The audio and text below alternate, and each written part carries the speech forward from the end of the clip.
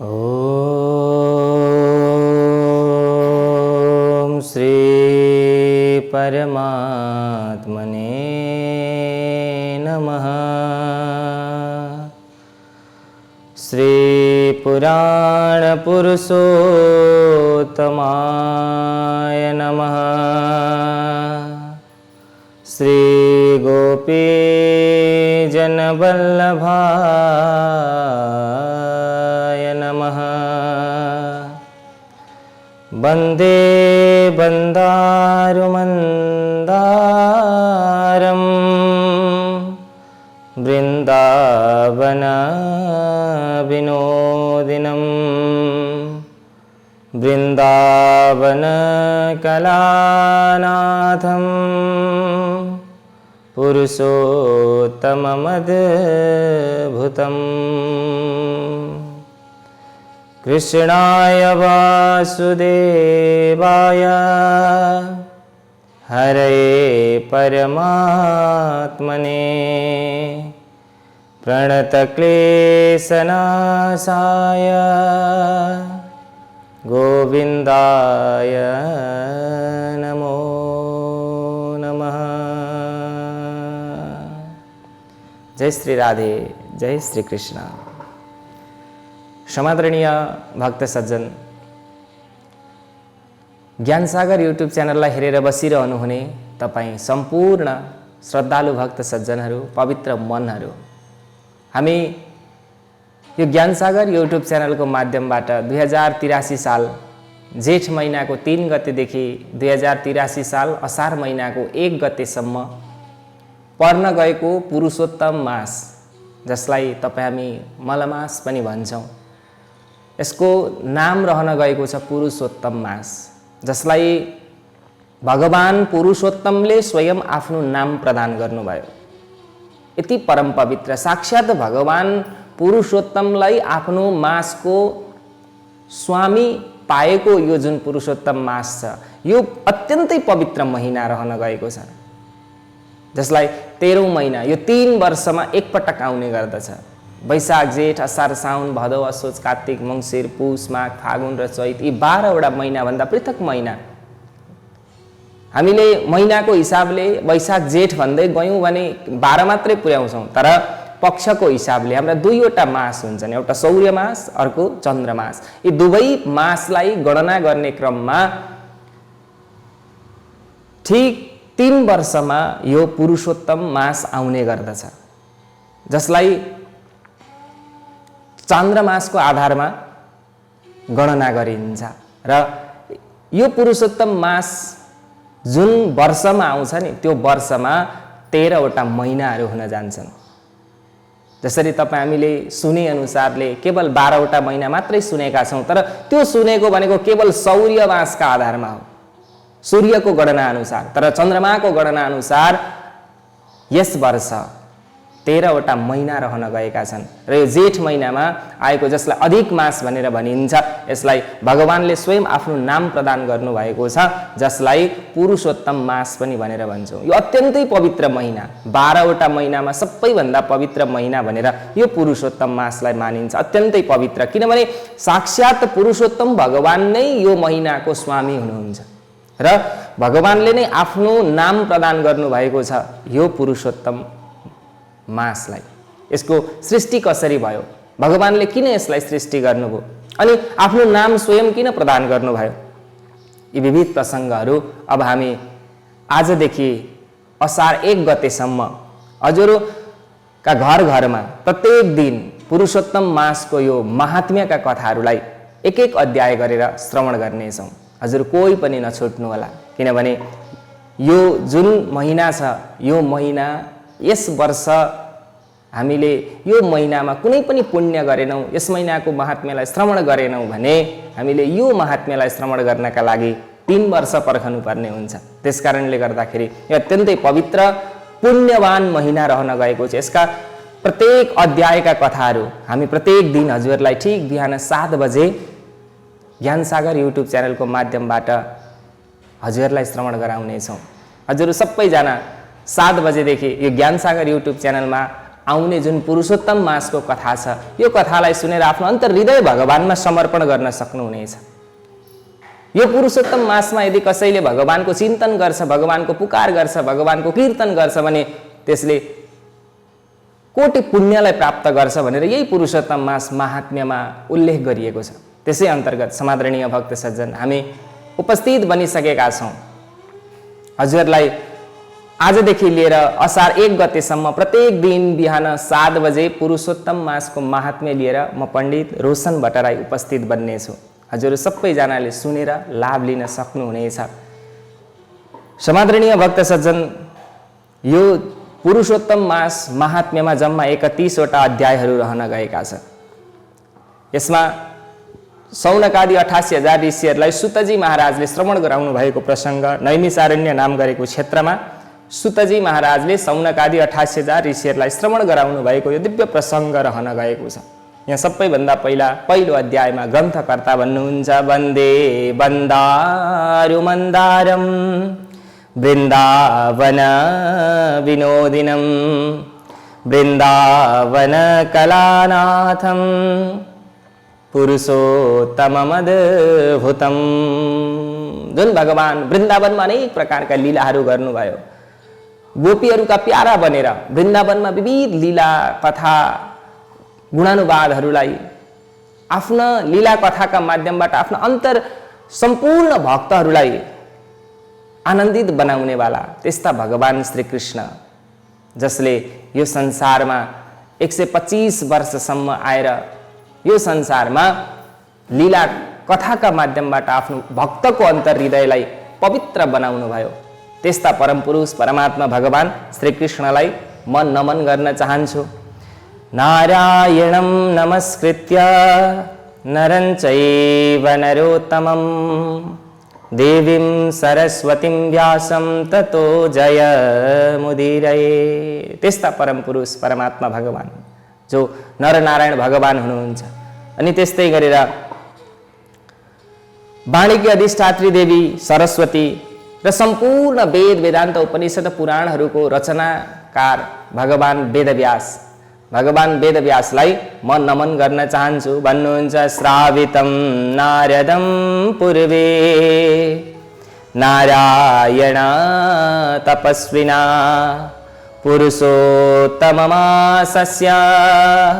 माहात्म्यं श्रावयामि वा। र यहाँ ग्रन्थकर्ता लेख्नुहुन्छ, आज म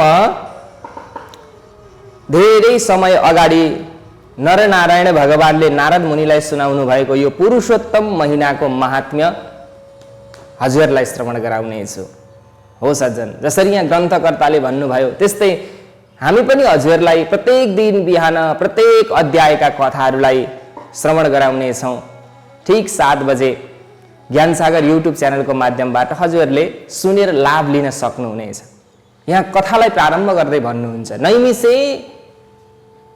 नैमिसारण्यमा जगमुर मुनय सत्र काम्ययः असितो देवल पैल सुमन्तो पिप्पलायन। एक समय नैमिसारण्य क्षेत्रमा विश्व शान्तिका लागि भनेर 1000 वर्षसम्ममा मात्रै पूर्ण हुने खालको त्यस्तो एउटा यज्ञ गर्नका लागि भनेर बस्नु भएको थियो सौनकादि 88,000 ऋषिहरू, जसमा सुमति काश्यपश्चैव जाबालिर्भृगुरङ्गिरा वामदेव सुतीक्ष्णश्च शरभङ्गश्च पर्वतः। सुमति, कश्यप, जाबाली, भृगु, अंगिरा, वामदेव, सुतीक्ष्ण, शरभङ्ग आदि गरेका ऋषिहरू त्यहाँ रहन लाग्नुभयो। त्यो नैमिसारण्य नाम गरेको क्षेत्र, जुन नैमिसारण्य शास्त्रले भन्छ त्यो नैमिसारण्य कलीदेखि रहित भएको छ। त्यो नैमिसारण्यमा कलीको निवास छैन, तर अन्य भूमिमा भने कलीले निवास गरेको छ। तर त्यो नैमिसारण्यमा आज पनि कलीदेखि रहित भएको त्यो भूमि जहाँ सबैका अन्तर्हृदय पवित्र रहन गएका छन्, त्यस्तो नैमिसारण्य कसरी रह्यो त्यो नैमिसारण्य, त्यस विषयमा पनि चर्चा गरौँ। एक समय सौनकादि 88,000 ऋषिहरू यज्ञ गर्नका लागि भनेर ठाउँ खोज्दै हिँड्नु भएछ। कहाँ बसेर यज्ञ गर्दाखेरि चाहिँ हाम्रो यज्ञ सफलीभूत भन्छ। शास्त्रले पनि भन्छ नि सज्जन, तीर्थे वापे वने वापे गृहे वा श्रवणं मतम भन्छ। शास्त्रले के भन्छ त भन्दा यदि यज्ञ गर्नु छ, पुराण सुन्नु छ भने तीर्थमा गएर पुराणलाई श्रवण गर्नुपर्छ, धेरै पुण्यलाई प्राप्त गरिन्छ। तीर्थे वापि वने वापि, या त वनमा गएर पुराणलाई श्रवण गर्नुपर्छ, यज्ञ गर्नुपर्छ। यदि त्यो सम्भव छैन भने गृहे वा श्रवणं मतम, घरमै पनि गर्न सकिन्छ। तर सम्भव भएसम्म तीर्थमा गएर गरेको पुण्य अत्यन्तै धेरै अक्षय हुने गर्दछ।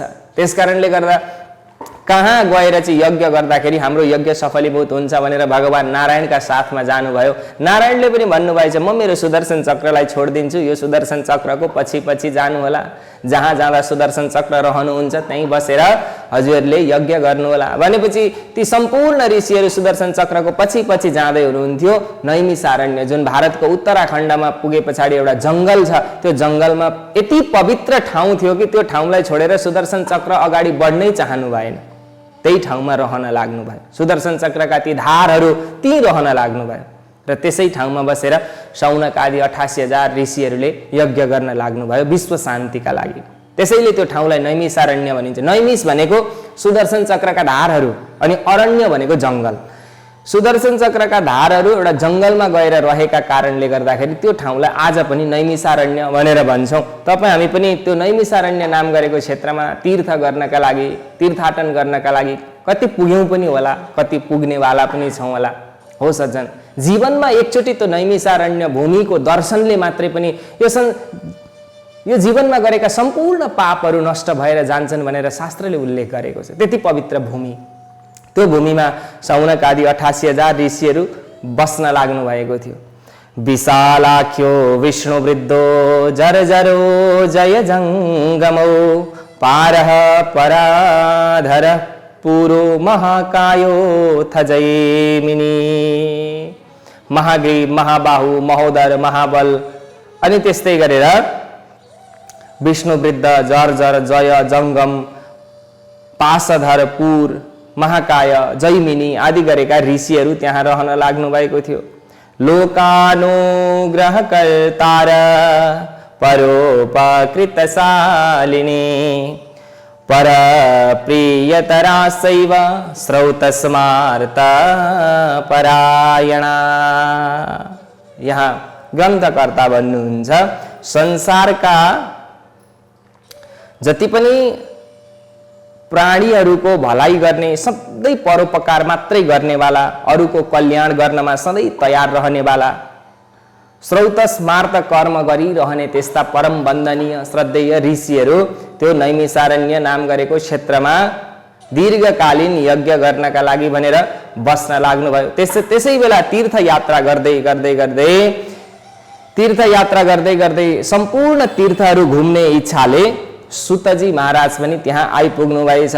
पृथिवीं पर्यटन्नेव नैमिषे दृष्टवान् मुनिम् तान् सशिष्यान् नमस्कर्तुं संसारार्णवतारकान्। पृथ्वी आदि सम्पूर्ण लोकहरू घुम्दै नैमिसारण्यमा आइपुग्दा त्यहाँ धेरै मुनिहरू भेला भएको देख्नुभयो।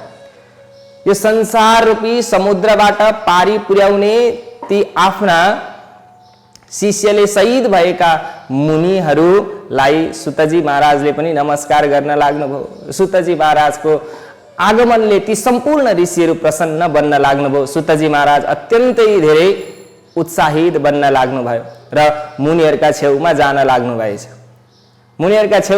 लाग्नुभयो। कस्ता हुनुहुन्थ्यो त सुतजी भन्दा ऊर्ध्वपुण्डधरं श्रीमान् नाम मुद्रा विराजितं शङ्खचक्रधरं दिव्यं गोपी चन्दनमृत्स्नया।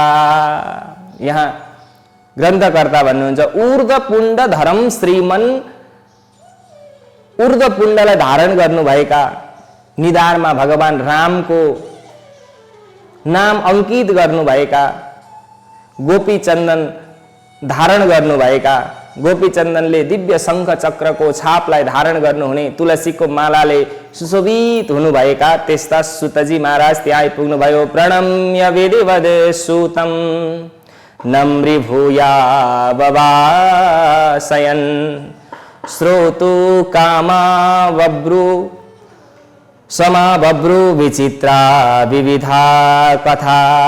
त्यस पछाडि यहाँ ग्रन्थकर्ता भन्नुभएको हुन्छ कि जब सुतजी महाराज त्यहाँ आइपुग्नु भयो, सुतजी महाराज आइपुगे पछाडि सबैले अन्तर हृदयदेखि सुतजी महाराजको प्रणाम गर्नुभयो, सुन्दर आसनमा बसाउनु भयो अनि अनेक प्रकारका स्वागत सम्मानहरू गर्न लाग्नुभयो, मिष्टान्नहरू दिन लाग्नुभयो, मिष्टान्नहरू भोजन गराउन लाग्नुभयो।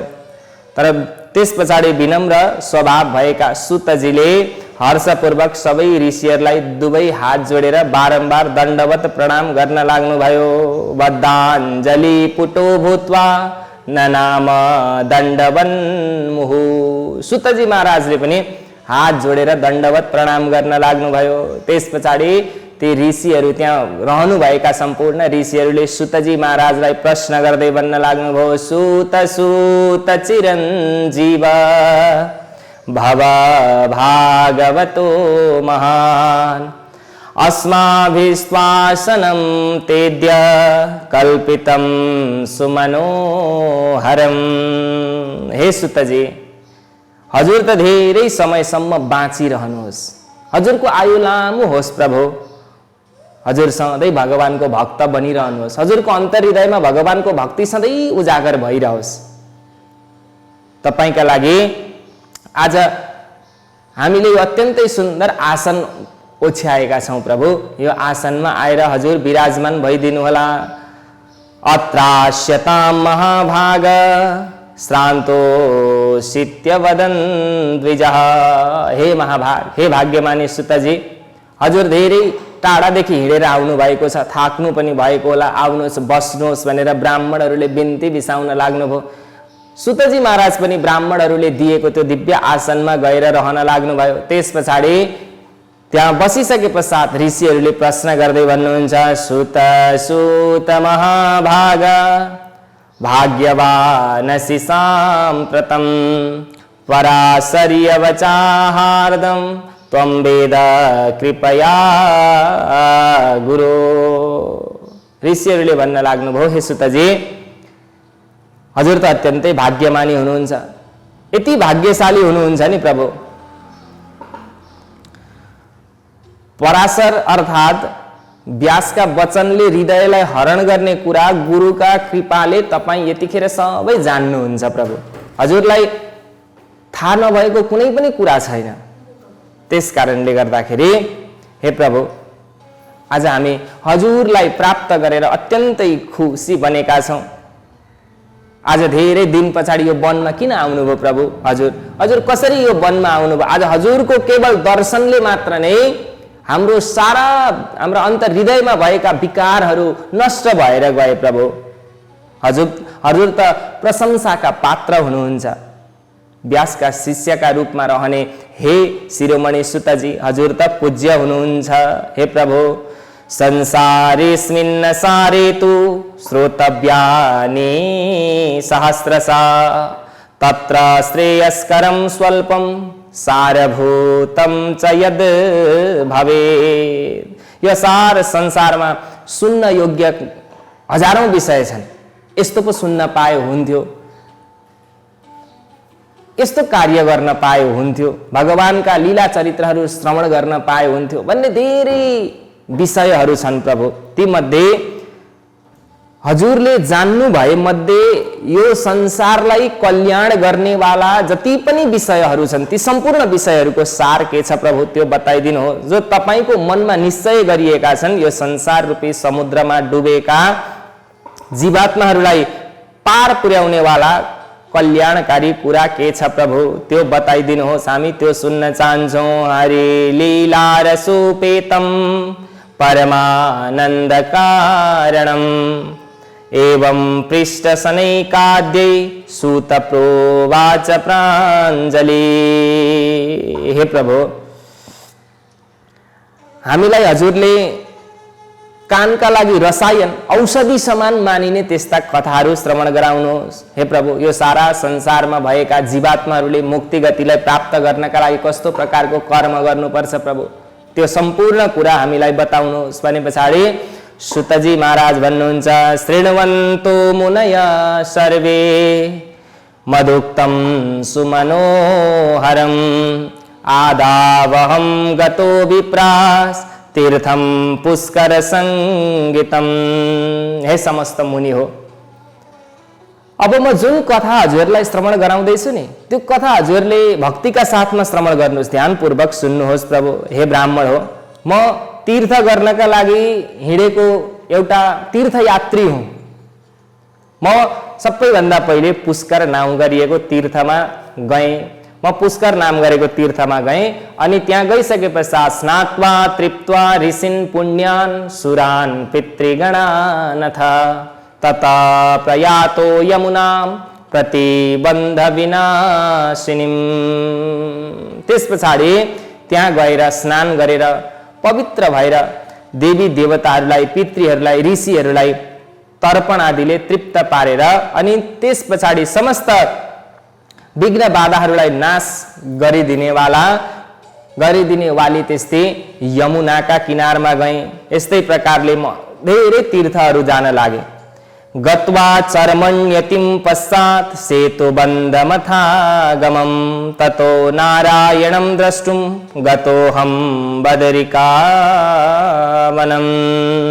त्यस पछाडि भन्नुहुन्छ म चर्मणवती गएँ, त्यहाँ गएर स्नान गरेँ, सेतुबन्ध गएँ, रामेश्वर गएँ।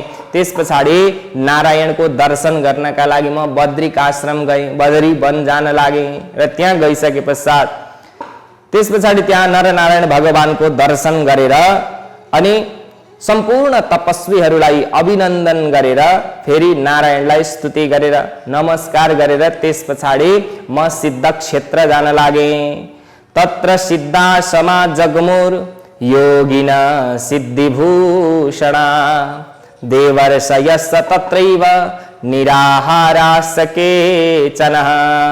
त्यस पछाडि यहाँ भन्नुहुन्छ हे ब्राह्मण हो, म त्यहाँ पुगिसके पश्चात त्यस पछाडि म त्यहाँबाट सिद्ध क्षेत्र गएँ अनि सिद्ध क्षेत्र गइसके पश्चात त्यहाँ गएर सिद्ध मुनिहरूलाई प्रणाम गरेँ। त्यस पछाडि म हस्तिनापुरतिर जान लागेँ। हस्तिनापुरमा पुगिसके पश्चात मैले थाहा पाएँ कि राजा परीक्षितलाई 7 दिनमा तक्षक नाम गरेको सर्पले डसेर मर्ने श्राप लागेको रहेछ अनि राजा परीक्षित त्यहाँबाट घर गृहस्थी सबै परित्याग गरेर गंगा किनारमा गएर बस्नु भएको छ अरे भन्ने मैले पनि सुने। त्यस पछाडि म पनि राजा परीक्षितलाई भेट्नका लागि भनेर राजा परीक्षित भएका गंगा किनारतिर जान लागे। तम समाजम प्रष्टुकामस्तत्राह गमनम द्विजः तत्रा जगाम भगवान ब्रह्मभूतो महामुनिः।